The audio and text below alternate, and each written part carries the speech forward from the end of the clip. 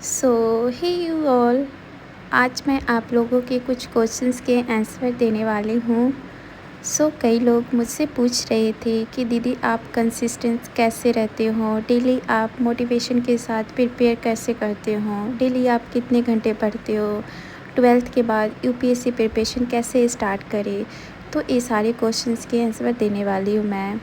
तो सबसे पहले मैं एक बात आप लोगों से कहना चाहती हूँ कि मैं खुद अभी प्रिपेयर कर रही हूँ। मैं अभी खुद यूपीएससी एस्पायरेंट हूँ और प्रिपरेशन कर रही हूँ। मैं सिलेक्टेड कैंडिडेट नहीं हूँ, इसीलिए मैं वही शेयर करूँगी जो मैं खुद सीखी हूँ अभी तक और जो मेरी अंडरस्टैंडिंग है। एंड मैं एक और बात जो मैं पर्सनली फ़ील करती हूँ वो भी मैं इस वीडियो में शेयर करना चाहती हूँ। हम चाहे कितनी भी मेहनत कर ले, कितनी भी सेक्रीफाइस कर ले, जब तक रिज़ल्ट नहीं आता तब तक लोगों को हमारी मेहनत दिखाई नहीं देती। ये सिर्फ यूपीएससी में नहीं, ऑलमोस्ट हर फील्ड में होता है। जब किसी का सिलेक्शन हो जाता है तब लोग उसकी जर्नी, उसकी हार्ड वर्क और उसकी स्ट्रगल्स की बात करते हैं, लेकिन जब सिलेक्शन नहीं होता है तब बहुत लोग सीधा इस अज्यूम कर लेते हैं कि शायद मेहनत कम की होगी या प्रिपरेशन प्रॉपर नहीं हुई होगी। लेकिन रियलिटी इतनी सिंपल नहीं होती है। यूपीएससी जैसे एग्ज़ाम में लाखों कैंडिडेट्स प्रिपेयर करते हैं और वैकेंसीज़ लिमिटेड होती हैं।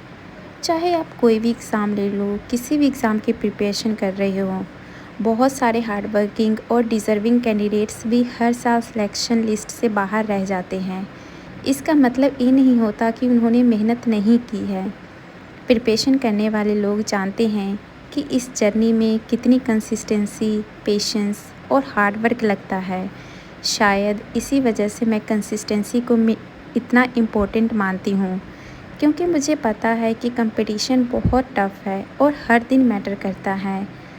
मैं ये नहीं सोचती कि मुझे दूसरों से कंपेयर करना है, बट हाँ, मुझे अपने आज वाले वर्ज़न से बेटर बनना है। अगर मैं आज पढ़ सकती हूँ और नहीं पढ़ती तो कल मुझे खुद रिग्रेट होगा। इसीलिए मेरा सिंपल यही है कि even on bad days study something, even on low motivation days do something. So maybe not 10 hours, maybe not 5 hours, but at least stay connected with your goal. क्योंकि कंसिस्टेंसी का मतलब perfect होना नहीं होता है। कंसिस्टेंसी का मतलब होता है हर बार कर रुकने के बाद दोबारा शुरू करना, और शायद वही चीज़ हमें हमारे गोल्स के थोड़ा और करीब ले जाती है। So no matter what people say, keep working quickly and keep moving forward. Okay, बाकी रिज़ल्ट जब आएगा वो सबको दिख ही जाएगा। एंड ट्वेल्थ के बाद प्रिपरेशन स्टार्ट करने वाले स्टूडेंट के लिए मेरी सिंपल एडवाइस है कि डायरेक्टली बहुत ज़्यादा एडवांस्ड बुक्स पर जंप मत करो, ठीक है। Simple start with NCERTs. आप 6 से लेकर 12 तक की एनसीईआरटी ग्रेजुअली पढ़ सकते हो। स्पेशली हिस्ट्री, ज्योग्राफी, पॉलिटी और इकोनॉमिक्स की एनसीईआरटीज़ बहुत इम्पोर्टेंट है।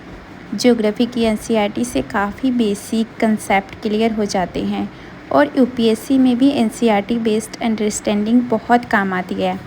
अगर आप कॉलेज के साथ साथ एनसीईआरटीज़ कंप्लीट कर लेते हो तो आपको फ्यूचर में बहुत बेनिफिट मिलेगा। मैथ्स के लिए भी बेसिक अंडरस्टैंडिंग होनी चाहिए।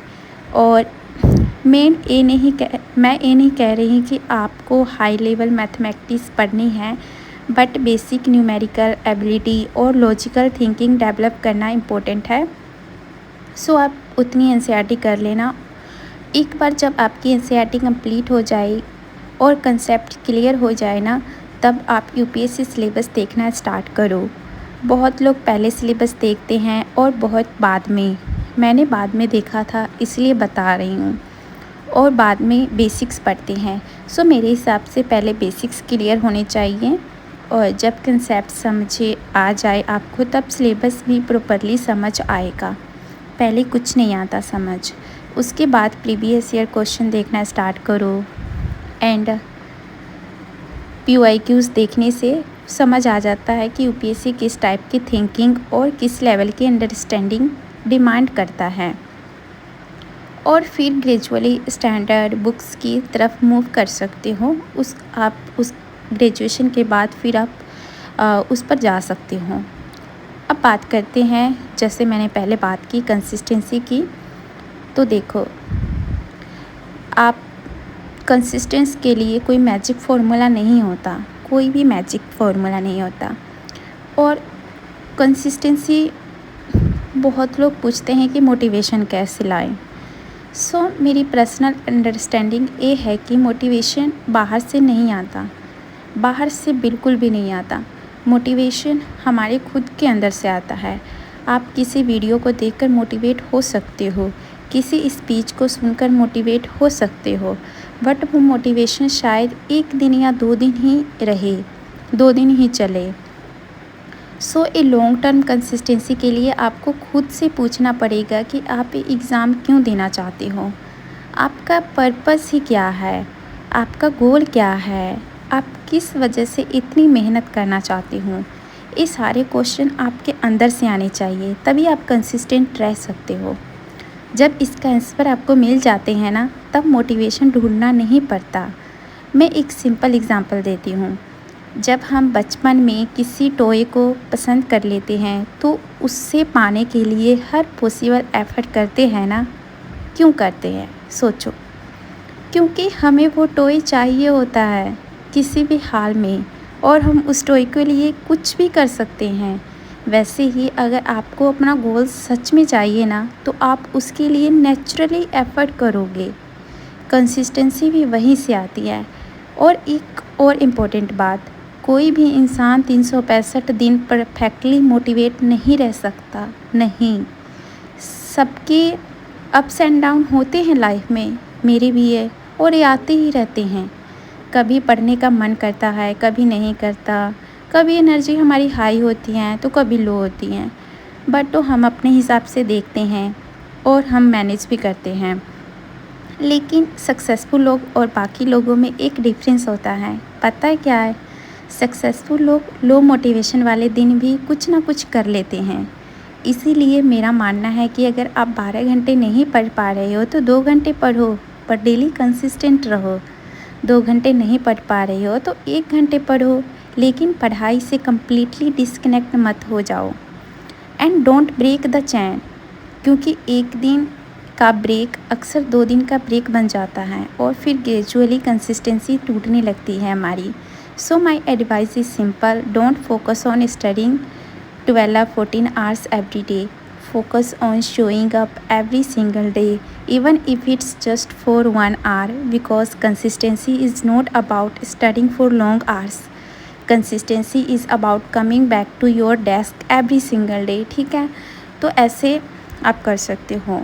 तो अभी मैंने पिछले वीडियो में बताया था कि मैं अभी पॉलिटी कर रही हूँ, एंड इस मंथ में मैं पॉलिटी कवर कर लूँगी। तो मैं सारे अपडेट्स देती रहूँगी, और मुझे इसके नोट्स भी प्रॉपर बनाने हैं, तो वो भी बनाने वाली हूँ।